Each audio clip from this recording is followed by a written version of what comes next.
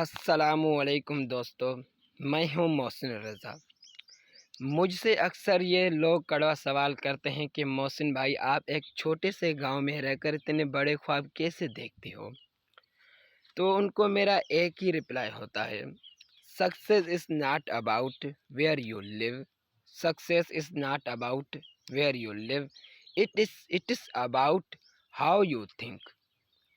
کامیابی اس بارے میں نہیں کہ آپ کہاں رہتے ہیں، کامیابی اس بارے میں نہیں کہ آپ کہاں رہتے ہیں، بلکہ اس بارے میں ہے کہ آپ کی سوچ کیسی ہے۔